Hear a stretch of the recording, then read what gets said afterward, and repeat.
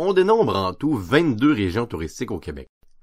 Chacune est dotée de ses propres attraits et offre aux visiteurs d'y pratiquer une multitude d'activités qui sont en lien avec les différentes formes de tourisme. Aujourd'hui, c'est vers une région du Québec maritime que nous allons nous diriger pour comprendre la dynamique d'une région touristique, c'est-à-dire vers le territoire des îles de la Madeleine, un archipel qui est situé en plein cœur du golfe Saint-Laurent. Même s'il compte une douzaine d'îles, cet archipel est toutefois peu étendu, avec une superficie d'environ 200 km². Une population d'environ 13 000 personnes y vit sur 8 des îles de l'archipel qui sont habitées. Cette région est passablement isolée du reste du Québec. Ainsi, une distance de plus de 200 km sépare les îles de la Madeleine de la Gaspésie, la région du Québec la plus proche. Les îles de la Madeleine sont donc plus près de la Nouvelle-Écosse et de l'île du Prince-Édouard que du reste du Québec.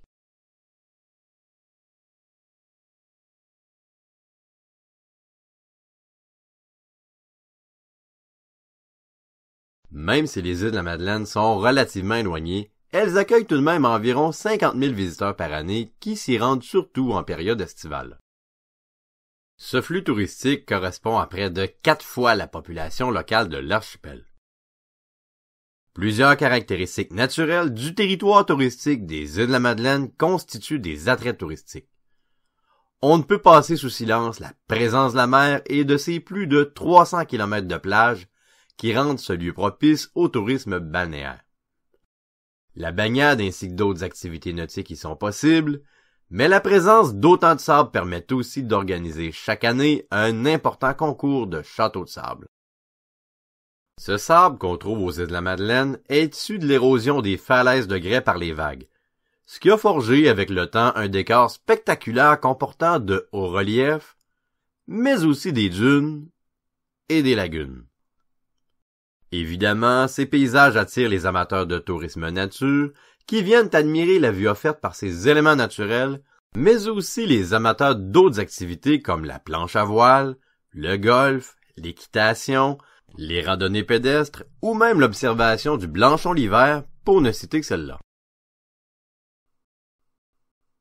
Les amateurs de tourisme culturel ne sont pas en reste aux îles de la Madeleine puisqu'on y trouve des attraits importants qui relèvent de l'activité humaine.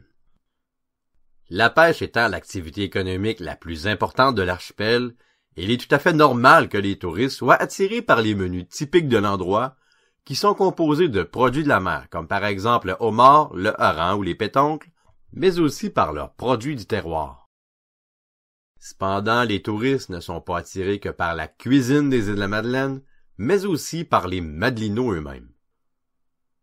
Pour résumer rapidement, disons que l'histoire des îles de la Madeleine a été marquée profondément par la déportation des Acadiens. Chassés de leurs terres par les Britanniques à partir de 1755, certains d'entre eux ont émigré vers les îles de la Madeleine, ce qui fait qu'encore aujourd'hui, environ 85% de la population des îles est de souche acadienne.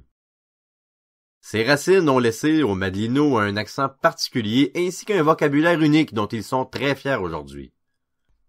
Cette culture spécifique aux îles a aussi été amenée par la présence de la mer qui les entoure et qui les a longtemps isolés. Faire connaître l'histoire, le patrimoine et la culture des Madelinots, c'est d'ailleurs la mission que se donne le Musée de la mer qui se trouve sur l'île du Havre-Aubert.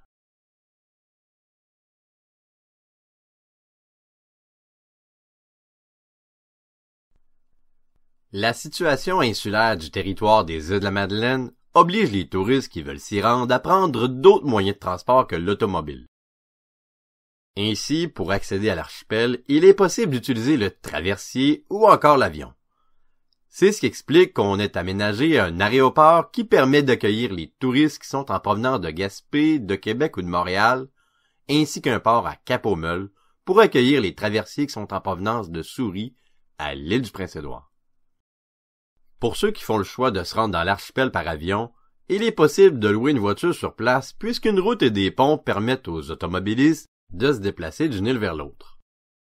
Pour les amateurs de vélo, des pistes cyclables ont aussi été aménagées un peu partout dans l'archipel pour permettre aux touristes de s'y déplacer.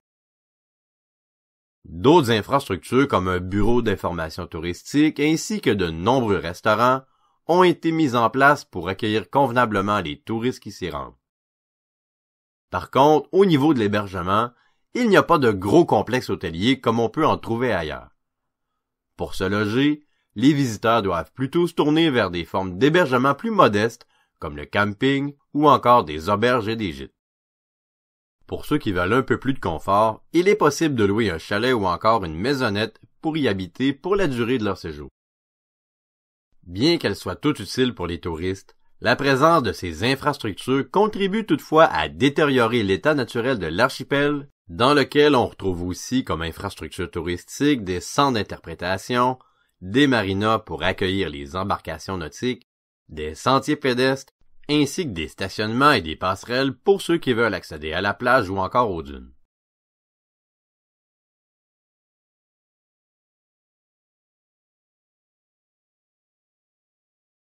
Au niveau économique, le tourisme est essentiel pour la région des îles de la Madeleine qui vit un important problème de chômage. La pêche et les mines de sel ne suffisent pas à procurer à tous les Madelinots un emploi convenable. Le tourisme et la mise en place d'infrastructures pour répondre à la demande des visiteurs produit donc des changements positifs pour les îles de la Madeleine grâce aux emplois qui sont créés et aux revenus qui sont générés, même si c'est une activité économique qui est saisonnière et qui varie en fonction des années. Malgré cet apport, plusieurs résidents ont des réactions plutôt défavorables devant le tourisme.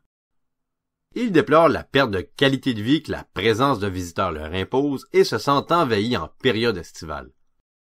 Certains craignent même que la présence trop nombreuse de touristes amène chez eux une certaine forme d'acculturation.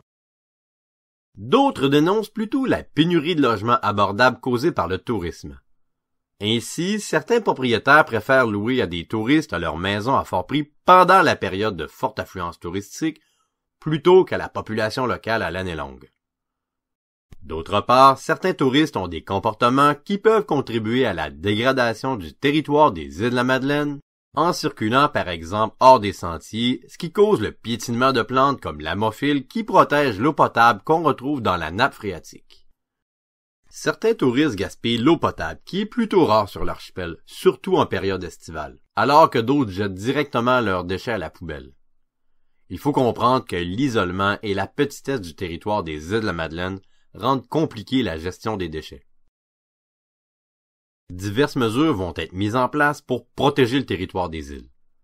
Par exemple, on a mis en place des organismes pour inciter les visiteurs à pratiquer le tourisme de manière responsable. On a aussi désigné des portions du territoire qu'on veut protéger du tourisme. Par exemple, on a créé une réserve écologique sur l'île Brion pour protéger l'écosystème unique au Québec qu'elle renferme. On incite aussi les touristes à limiter leur consommation d'eau potable et à recycler autant que possible leurs déchets.